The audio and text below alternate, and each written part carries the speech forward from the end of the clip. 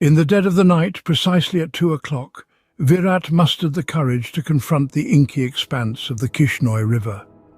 This river, a geographical landmark, was straddling the enigmatic and less-travelled border between the Indian states of Meghalaya and Assam. The darkness of the night hung heavily around him like a dense woolen cloak, obscuring the rich, verdant landscapes that flourished during the day.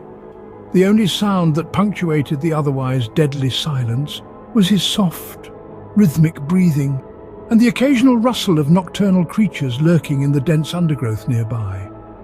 The ominous clouds overhead were like mottled grey spectres. They seemed to be whispering veiled threats of an impending downpour.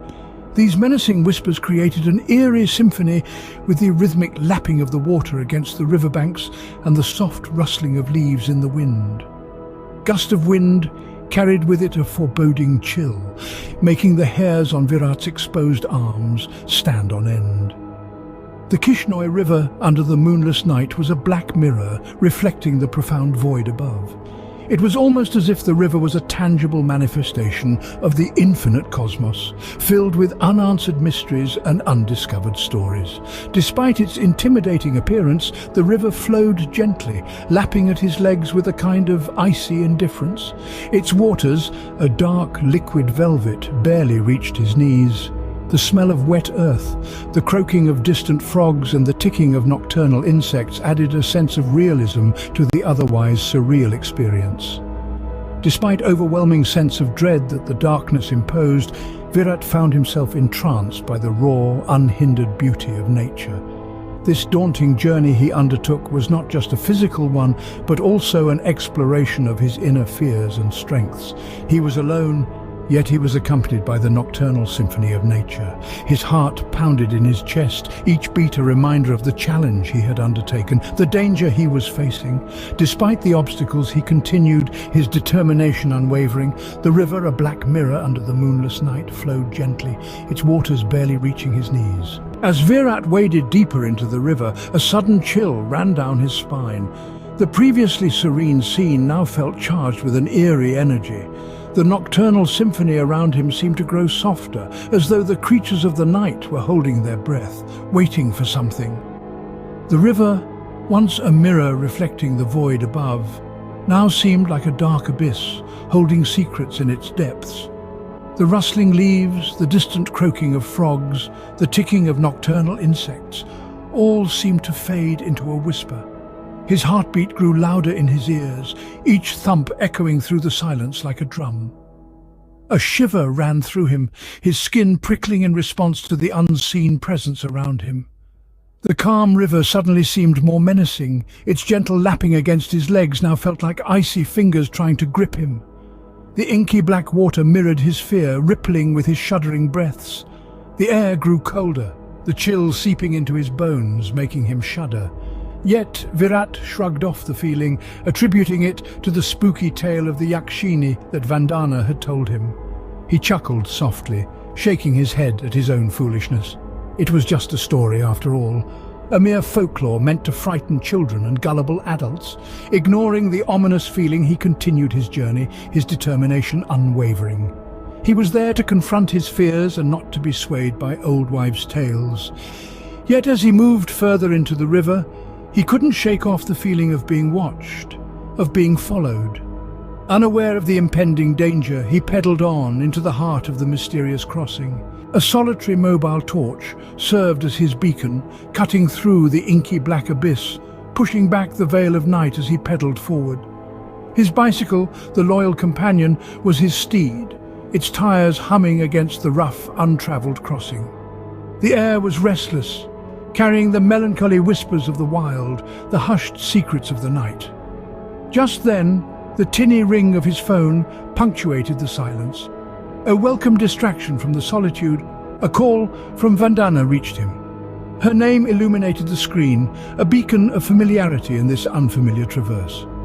As he answered, her voice, a melody of concern and affection, flowed into his ears. It was a voice that was laced with worry, echoing in the darkness, accompanying the quiet hum of his bike. She warned him, her words painting vivid images of the hidden dangers that lurked in the river at night.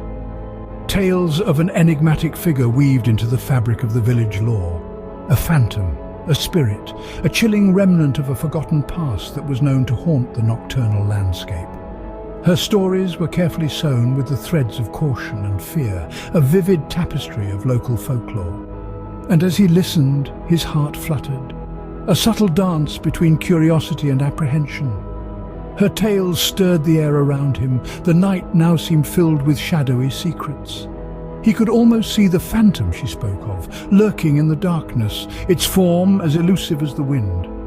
Amidst the growing fascination and fear, Virat found amusement in her concern. He was not one to lend credence to tales spun by the fire at night. With a soft chuckle, he brushed it off, considering it as nothing more than an old wives' tale. Vandana, her voice trembling with anxiety, cautioned him against the Yakshini, pleading with him to never utter her name. Her brown eyes glistened with fear and unshed tears in the dim moonlight, reflecting the grave apprehension she felt. In the eerie silence of the night, Virat could hear the faint sound of his own heartbeats. His eyes met Vandana's, and he saw a flicker of desperation that he had not seen before. She was deadly serious, her plea genuine and urgent. He, however, was undeterred. Virat saw this more as an opportunity to tease the love of his life, rather than an ominous to heed. He was a man of humour, valiant and unafraid, and he intended to keep it that way. So with a mischievous glint in his eyes, he let the forbidden name roll off his tongue, much to Vandana's horror. The echo of Yakshini filled the night, resonating ominously in the silent surroundings. The wind rustled through the trees and a shudder seemed to run through the universe itself. A playful banter followed, his booming laughter contrasting sharply with silent sobs. He teased her about her forgetfulness, particularly pertaining to their upcoming wedding anniversary. It was a light-hearted jab, an attempt to ease the tension that had suddenly descended upon them. Vandana, however, seemed lost in her own thoughts, her mind preoccupied with the grave warning she had issued and the possible consequences of Virat's reckless actions. Yet, the conversation carried on, the echo of Yakshini still lingering in the air. A playful banter ensued, with Virat teasing Vandana about her forgetfulness concerning their upcoming wedding anniversary. As Virat journeyed further into the dense foliage leading towards the river, a voice reached his ears. It was a soft, haunting sound, charged with a familiar energy that stirred his senses. It was a voice he had known for years, a voice that used to make his heart pound with joy, with expectation. It was Pyle's voice, a melodic symphony that was as much part of his life as his own heartbeat. Yet, she was not here, not physically present. He scanned his surroundings, his eyes falling on the endless expanse river that seemed to keep secrets of its own. He saw the rocks, the trees, the clear blue water flowing smoothly under the bright sky, but he didn't see her. There was no sight of Pyle, no trace of her existence anywhere near him. Yet her voice echoed around him, bouncing off the trees, stirring the water, piercing the silence. His mind raced, trying to make sense of this eerie phenomenon, an onslaught of emotions, confusion, fear, desperation, and a strange hint of excitement. Was this real, he wondered? Was he hearing things, or was this actually happening? He questioned his sanity, the reality of what he was experiencing. He felt the cold breeze, heard the rustling leaves, and saw the river flow in rhythm. But the voice, Pyle's voice, was an anomaly. Was it his imagination? A figment of his yearning heart, longing for her presence? Or was it a ghostly whisper, a spectral voice carried by the wind, a voice from the other side? Could it be a result of the very old and mysterious Yakshini tale that spoke of spirits and otherworldly entities? His mind swirled with questions, his senses heightened, yet he found no answers. It was a bizarre moment, a paradox of surrealism and reality. As Virat journeyed further into the river, a voice reached his ears. It was Pyle's voice, yet she was nowhere to be seen. His mind raced, trying to make sense of it. Was it his imagination, a ghostly whisper carried by the wind, or was it a result of the Yakshini tale? Suddenly, a shadowy figure emerged from the darkness. A girl, radiant in her beauty, draped in a black sari, beckoned him. Fear gripped him initially, but her allure was too strong to resist. He found himself ensnared by her charm, succumbing to an intimate encounter on the riverbank. However, the romantic interlude was cut short. The girl's features twisted, her youthful visage dissolving into the wrinkled face of an old woman, the Yakshini. The chilling realization of his grave mistake hit him like a bolt of lightning. The Yakshini, in her true form, confessed her identity and exacted her revenge, taking his life as payment for his lustful actions. The final scene unfolded with the Yakshini dissolving into the night, leaving behind nothing but Virat's lifeless body. The rain that had threatened to fall all along finally ceased, marking the eerie end of this supernatural encounter.